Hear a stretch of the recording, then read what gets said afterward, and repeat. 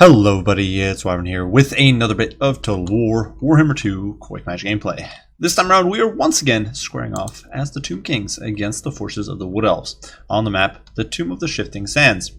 And this build's a bit of a change from the previous one.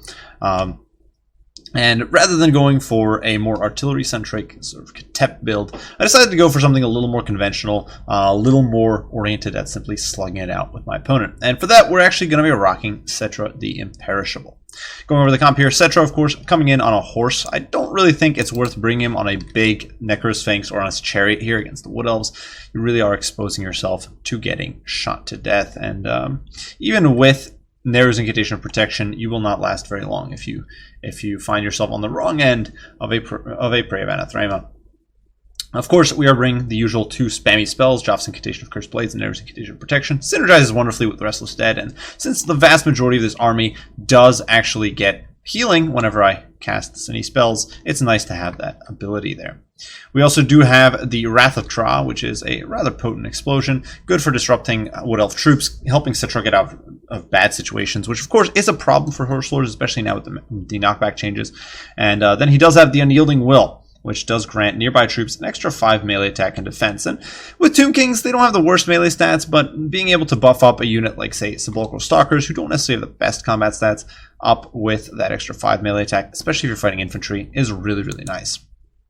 Besides that, we do have the, we actually don't have any other heroes, but we do have a Tomb Scorpion here on the ground level. So where Cetra is going to be helping us counter big monsters. If, for example, my opponent had brought Orion or a Tree Man or decides to land a dragon on the ground, Cetra's a good counter there. The Tomb Scorpion is there to crush enemy infantry formations. And with Wood Elves, you'll often see a good amount of Eternal Guard or Dryads, War Dancers, that sort of thing. You see quite a variety of infantry in this matchup, and Tomb Scorpion does rather well against all of them. It also does have respectable weapon strength and combat stats, even if you're dealing with conventional large. So if you need to deal with some Treekin or Treemen, it'll do okay. Certainly not amazing, but definitely it'll do more to them than they do to it. Besides that, well, the front line is a bunch of chaff backed up by a handful of Tomb Guard here, 3 units of them in total. Tomb Guard, excellent against Wood Elves, trades stupidly cost effectively into basically anything the Wood Elves can bring, especially as the Realm of Soul starts proccing. These guys will get 1,000 points or so worth of healing, maybe about 600 or 700 worth of healing, plus with all of Cetra's heals, they're just very, very beefy, got excellent combat stats, and will trade really well with anything the Wood Elves can throw at them, except maybe Blade Singers. I'm not entirely sure, but Blade Singers is not something you really expect in this matchup, since Tomb King artillery is just so good. On the flanks, we do have some Skeleton Spears just to screen and zone enemy cavalry and soak up missiles. And for our missile core, we just have the Chosen of the Gods here in the center, just there to shoot down Way Watchers or focus down enemy cavalry units like that. We also do have 2 units of Sepulchral Stalkers, one of them the Eyes of the Desert. Both, of course, do have excellent long range, or I shouldn't say long range, but ranged AP missiles, and they are an AP anti-large melee combatant, so they're pretty tanky. They'll trade well with Wild Riders, and they can really shut down the Ethereal Stags and Orion when he gets his Cloak of Isha popped. These guys, with their magic attacks, bypass his physical resist that he recently got and just melt his face off. Besides that, some Necron Horsemen here. These guys, an excellent unit against the Wood Elves. They trade really well against all the lightly armored crap, and backed up by the Nero's Incantation or backed by Cetra's Joff's Incantation of Cursed Blades. They just hit super hard, way outside their weight class against large. So really, really a strong unit. Now for my opponent here, he is rocking a very wide infantry-centric build. Orion is leading the force, and of course, Orion is a rather common sight. He's kind of a monster. Ever since his missile resist was swapped for physical resist, he's become an absolute beefcake when the Cloak of Isha pops. He's basically got 64% damage mitigation, which is insane. If you don't have magic damage, he basically shrugs off almost everything, and it's really, really kind of nuts. He doesn't have terrible combat stats to begin with, so getting through it up like that is bonkers. He also does have the Hounds of Orion to disrupt and mess up light infantry. Horn of the Wild Hunt, which I think is a questionable choice given that this is a pretty mid-tier army, and the Dryads don't have good charge bonus, so you're going up to 18, which isn't anything to write home about. Yeah, you've got some Wild Hunters, but there isn't too much to buff with the Horn. I think I wouldn't have bothered with this build. Foe Seeker, of course, great, and yeah, Cloak of Isha, good for heals. Otherwise, he's great against large. He mulches it, no problem in melee. Shoots on the move nowadays, so he can do a lot of damage. Just a general nuisance. Alongside him, Branch Wraith with Phenomenal Pendulum and Earthblood, so able to heal the Dryads, and nuke my Tomb Guard, can also heal the Wild Riders out on the flanks, so definitely a nuisance there. And of course, it does have the Call of the Woods, which allows it to buff nearby units' melee attack, and that's really nice for Dryads. Dryads don't have the best melee stats, so being able to roid them up is great. Even Wraiths of the Frozen Heart get some good benefits there. Frontline, Dryads as mentioned, kind of a trashy frontline, but they'll beat down normal skeletons and do okay against Tomb Guard, especially the Wraiths of the Frozen Heart. Plus they can snare big targets, make them easier to shoot for all these Glade Guard Starfire Shafts back here. So this is a very potent anti-larger, anti-armor contingent. Fire damage, excellent against Tomb King Lords who have fire weakness across the board, so potent stuff there. Some cavalry out on the flanks. We've got the Sisters of the Thorn, good disruptive cav with physical resistance. Wild Hunters of Kurnus, anti-large Wild Riders, of course, and on this flank, Wild Riders and Glade Riders with spears. And some good backline disruption as well as a okay front line. Certainly nothing to write home about, but it is an all-right force. Now, immediately we can see Orion here hurtling spears and killing a few Skeleton Warriors, so they're not having a good time. These Dryads, in the meantime, took a few shots from the Chosen of the Gods before I turned off their fire at will. And looking for some targets for these guys, looking to shoot maybe some Wild Riders or some Starfire Shafts. Now, in the meantime, the Tomb Guard here moving to engage with the Wraiths of the Frozen Heart, and will trade okay. Orion actually didn't pop his horn there, so that's unfortunate for him. Gets a beautiful javelin inside of the Tomb Scorpion. Of course, we don't have heals for this poor guy, so that bony boy is not going to have a good time. But as you can see there, Orion finds himself in the crossfire, and this was a miscalculation as he strides too close to the very angry Snake Boys, the Sepulchral Stalkers, and finds himself getting pulverized by those terrifying stone-changing blasts. And keep in mind, it's 104 AP damage with every shot, and Orion doesn't have much armor to begin with, so even the non-AP is doing a lot. And yeah, he's instantly down about 2k HP. Now over here, the Hounds of Orion going down the Skelly Warriors. They'll probably melt them, but who really cares? In the meantime, Cetra and the Scorpion beating their way through this formation.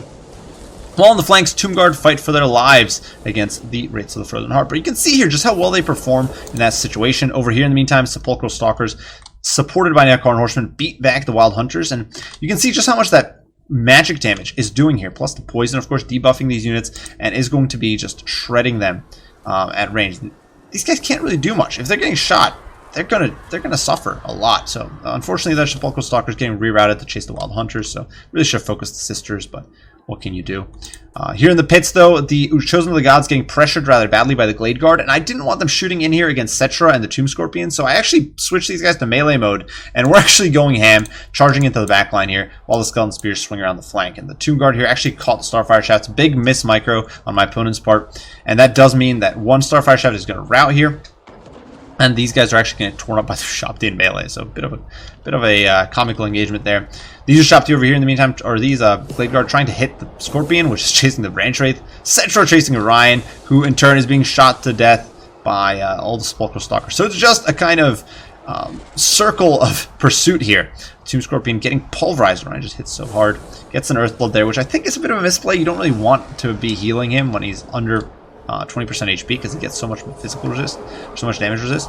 But you can see the heals going down there. The Eyes of the Desert here, hurt by Curse of Honorire, but still melting the Sisters of the Thorn, just pulverizing them with those short-range blast, and really showing those Ladies of the Woods they are not to be trifled with. 40% magic physical resist does not matter when the blasts are magical. Tomb Guard in the meantime pulling back, trying to help Cetra and the Tomb Scorpion in this fight. The Sepulchral Stalkers piling forward to deal with the Wild Riders. And you can see it's just an absolute slugfest there. Cetra knocking back Dryads.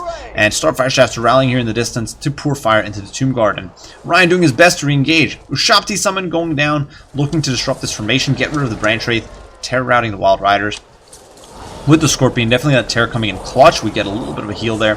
And Branch Wraith getting pulverized. So bit of a brutal trade. Sepulchral Stalkers bogged down in melee with still about half their ammo left, which is not good. We wanted to use up that ammo, and we're failing pretty hard at that. Dryads in the meantime disrupting them, and Cetra bogged down out of position, unable to help against Orion. And you can see the Dryads, if they compromise the Sepulchral Stalkers, we're not in a good spot actually. Because the Dryads are wasting our time when we need to be shooting Orion, we need to be shooting the Branch Wraith, and Orion here just messing up the Tomb Scorpion. He's not having a good time. That said, Ushapti are tearing up the Branch Wraith. He does not have very good, or she does not have very good melee defense, so not holding up all that well against those angry constructs. And the Ushapti are blocking Orion, so he's kind of getting zoned out here. Though he will be casting a spell there, Vortex. It is a little too late for the Branch Wraith, and for him, they're getting very heavily focused. Sepulchral Stalkers running for dear life. from the Dryads, while the Necron Horsemen and the Ushabti finally get overrun. And this sucked. The Chosen of the Gods there getting shut down hard was definitely a brutal situation for us. But at least the Wild Hunters of Kurnus are getting torn up by the Horsemen, and the Necron Horsemen here do get into the Blade Guard. If they're compromised, we're going to be in a much stronger position, though it's going to cost us all of these Horsemen, no doubt. Sepulchral Stalkers, in the meantime, do find themselves in a position to shoot down Orion. He is in the pits here, fighting it out with Cetra. Cetra casting Joust Incantation of Cursed Blades, while Orion tries to do as much damage as he can before going down. Cetra getting staggered, but Orion does get pulverized by that lancing poison damage and collapses to the ground. He falls. The Cloak of Isha, not enough to save against that tide of magic damage, and we're seeing a sudden surge of Tomb King confidence as we're able to start zoning out all these infantrymen. And keep in mind, our summons are gone at this point, so with the balance of power so heavily in our favor, we're definitely looking pretty good. Wild Hunters, though, scraping away at 17 models, and there's quite a few Starfire Shafts, and we're out of cav, so definitely a rough situation now. Running out of ammo, Eyes of the Desert getting pulverized. We're not in a hot spot to slug it out here. You can see the Wild Hunters looking for a charge, and the Rain of Fire is actually damaging these. The Eyes of the Desert are almost out of HP. And the Skeleton Spears, the one unit that could really clutch things out here, is way out on the flank, slugging out with Starfire Shafts, wasting their time. Well, I shouldn't say wasting their time. They are getting rid of a very terrifying unit. Otherwise, a lot of ammo on these guys. They would easily carry this game right now. Because we're able to remove them here, it could give us the opportunity to get back in this game. Cetra, in the meantime, falling back behind a screen of Tomb Guard, and there is still a handful of them, so a total of about 120 or so models. So they're able to zone out a little bit. We're able to pivot here, deal with these Dryads, trying to clean up our flanks. And this balance of power is kind of fake news. It does look like it's very much in our favor, and certainly we're getting some advantages here. The Glade Guard here is chased off. Glade Riders with Spears are getting pulverized in engagement with the Spears. But this big unit here, which we really need to screen on this flank, is way out of position, and they're too slow to get back into the fight. So Glade Guard are firing unmolested, and Tomb Guard are going to get smushed by a Penumbral Pendulum that was too slow to dodge, so things are looking very grim. The Wild Hunters here sliding out with the Eyes of the Desert, elite on elite, top tier anti-large fighters, slugging it out, and Eyes of the Desert are definitely struggling. They are just getting pounded by those Starfire Shafts and are in crumbling state now. They're just not going to be able to hold out. Yes, Cetra dove in there. Yes, he pressured off those Wild Hunters, but at a cost. Eyes of the Desert in dreadful state, and yeah, the Branch Raid's still in there, trying to explode off these Dryads. But just look at how dreadfully beat up we are. But now suddenly, balance of power shifts, enemy army breaks, and a Pyrrhic victory for the Tomb King. So a sudden and abrupt shift in the balance of power there. But I actually think if the balance of power hadn't, or if the situation hadn't been decided by army losses, I think my opponent here might have been able to sneak out the win. Those Starfire Shafts still had a decent amount of ammo, and the only unit I had that could actually chase them was Cetra, and I don't think the Skeleton Spears would have been able to hold that. The Tomb Guard were all crumbling. Yes, all of the supporting elements were basically gone, but 3 units of Starfire Shafts, or 2 really, and 1 way out in the distance, might have been able to squeeze out the win. So I'm not entirely sure how that would have ended up. Obviously, it helped that some of these units just clung to dear life. Of course, crumbling not being the best effect, or not being the most devastating effect, helped a lot there. But a very fun game, well played too. Good old sneaky, sexy Skaven here. And I think it definitely showcases what some of the strengths Tomb Kings have, as well as what you got to watch out for, and what the risk can be. If you don't go with artillery, a unit like Glade Guard with Starfire Shafts become a big problem. The Chosen of the Gods there got pressured back. I could have tried to reposition them, but if I had done that, my opponent would have been forcing that engagement up in the front with Starfire support, and he would have easily mulched the Tomb Scorpion. He would have then mulched Cetra, and that would have been game. It wouldn't have mattered that the Chosen of the Gods would have gotten rid of the Blade Guard. So definitely well played there. Both of the Sepulchral Stalkers paying for themselves many times over. 1,700 and 1,800 gold value is insane. Just melted the Orion and melted the Wild Riders, just showing how much potency they can bring to the field. They're such an excellent unit in this matchup. Really, really strong. Should not be underestimated. The fact that they don't have good range doesn't matter necessarily. If you're able to use that stock to get good positioning, force the Wood Elves to come to you, they do really well. Necron Horsemen didn't do so well. Definitely a unit like the Wild Hunters is really geared to slaughter them and mass.